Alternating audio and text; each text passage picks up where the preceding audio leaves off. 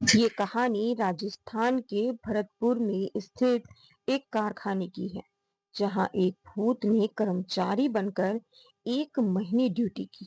लेकिन जब बाद में कारखाने के मालिक को इस अद्भुत घटना के बारे में पता चला, तो कारखाने का मालिक हक्का बक्का रह गया। अब मन में ये सवाल उठता है कि ये भूत कौन था। उस भूत ने एम्प्लॉय बनकर काम करने के लिए भरतपुर की इसी फैक्ट्री को क्यों चुना? उस भूत का इस फैक्ट्री से क्या संबंध था? क्या इस फैक्ट्री पर पहले से ही भूत का साया था? लोग बताते हैं कि फैक्ट्री के मालिक ने उस भूत को वेतन भी दे दिया।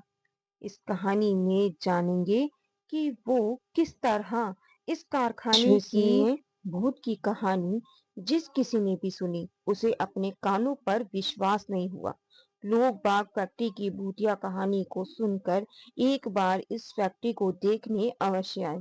उन्होंने वहां काम कर रहे अन्य वर्करों से पूछा कि उस भूत ने जब तक इस फैक्ट्री में काम किया तो काम करने के दौरान उसका अन्य कर्मचारियों के साथ कैसा व्यवहार था। उस भूत ने किसी को घातक तो नहीं पहुंचाया। ये वो समय था जब कोरोना वायरस का संक्रमण चरम सीमा पर था। हर व्यक्ति इस संक्रमण से बचने का प्रयास कर रहा था, लेकिन कोरोना वायरस किसी न किसी को अपनी चपेट में ले लेता था।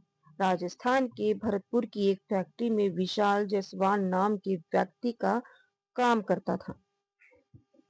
फैक्ट्री के कर्मचारी विशाल जायसवाल का व्यवहार फैक्ट्री के मालिक को ही नहीं, बल्कि फैक्ट्री के काम करने वाले हर कर्मचारी को पसंद आता था। लॉकडाउन घोषित हुआ तो फैक्ट्रियां बंद हुई, सारा कामकाज ठप हो गया। 2-3 महीनों तक फैक्ट्रियों ने अपने कर्मचारियों को घर बैठे वेतन दिया, लेकिन बिना काम के फैक्ट्री में ऐसा कितने दिन तक चल पाता। इसलिए अब फैक्ट्रियों ने अपने कर्मचारियों को वेतन देना भी बंद कर दिया। विशाल जायसवाल, जो भरतपुर में एक फैक्ट्री के कर्मचारी थे, लॉकडाउन के दौरान फैक्ट्री द्वारा वेतन न दिए जाने के कारण वो मायूस रहने लगे। ये प्रभु से प्रार्थना करते थे कि जल्द से जल्द लॉकडाउन समाप्त हो जाए और ताकि वो वापस ड्यूटी पर जा सके। लेकिन कोरोना वायरस का संक्रमण बढ़ता जा रहा था, लॉकडाउन बढ़ता जा रहा था। इस बीच एक दुर्भाग्यपूर्ण घटना घटी। फैक्ट्री में काम करने वाले विशाल जायसवाल कोरोना संक्रमण से पीड़ित हो गए और बहुत कोशिशों के बावजूद उन्हें बचाया नहीं जा सका। विशाल जायसवाल की फैक्ट्री में ये बात पहुंचा दी गई कि उनके यहाँ काम करने वाले कर्मचारी विशाल जायसवाल की मौत हो चुकी है। विशाल जायसवाल के परिवार में उनकी पत्नी और 2 छोटे-छोटे बच्चे थे। अब विशाल जायसवाल की मौत के बाद उनके घर का खर्चा चलाना मुश्किल था। लॉकडाउन समाप्त हुआ, फैक्ट्रियों को फिर से चलाने का आदेश हो गया। राजस्थान के भरतपुर की वो फैक्ट्री भी स्टार्ट हो गई, जिसमें विशाल जायसवाल काम करते थे। एक दिन फैक्ट्री के मालिक क्या देखते हैं कि ऑफिस में उनके सामने विशाल जायसवाल खड़े हैं। फैक्ट्री के मालिक ने जब विशाल जायसवाल को देखा तो वो चौंक उठे। उन्होंने विशाल जायसवाल से कहा कि तुम्हारी तो मौत की खबर हमारे पास आई थी, लेकिन फैक्ट्री के मालिक के इस प्रश्न पर विशाल जायसवाल मुस्कुराकर बोले, आपसे किसी ने मजाक किया होगा।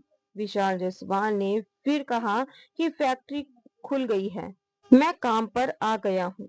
इस बात पर फैक्ट्री मालिक बोले कि तुम जैसे मेहनती कर्मचारी मिलते कहाँ हैं, इसलिए हमारी फैक्ट्री के दरवाजे तुम्हारे लिए सदा ही खुले हैं। तुम आज से ही ड्यूटी पर लग जाओ। विशाल जायसवाल फैक्ट्री में काम करने लगे, लेकिन साथ काम करने वाले कर्मचारियों ने अनुभव किया कि विशाल जायसवाल का व्यवहार बदल गया है। वो मशीन पर काम करते करते अचानक गायब हो जाते थे। सबको बड़ा आश्चर्य लगता था कि अभी अभी तो विशाल जायसवाल अपनी सीट पर काम कर रहे थे, अचानक कहाँ चले गए। पूछने पर विशाल जायसवाल जवाब देते कि थोड़ा चहलकदमी करने चला जाता हूँ बाहर। लेकिन उनके सहकर्मियों को ऐसा लगता था कि विशाल जायसवाल झूठ बोल रहे हैं। क्योंकि उन्हें चलने की आहट सुनाई नहीं देती थी। अब विशाल जायसवाल ओवरटाइम के साथ रात दिन काम करते थे। एक बार विशाल जायसवाल से फैक्ट्री मालिक ने पूछा कि जब तुम दिन रात फैक्ट्री में काम करते हो तो ऐसे में सोते कब होंगे? फैक्ट्री मालिक के इस प्रश्न पर विशाल जायसवाल हंसकर कहते हैं कि हमारे मुकद्दर में सोना कहाँ है मालिक। वे समझ नहीं पाते थे कि विशाल जायसवाल क्या कहना चाहते हैं। उस रात फैक्ट्री के लगभग सारे एम्प्लॉय घर चले जा चुके थे। विशाल जायसवाल ओवर टाइम कर रहे थे कि फैक्ट्री का चौकीदार किसी काम से अंदर आया।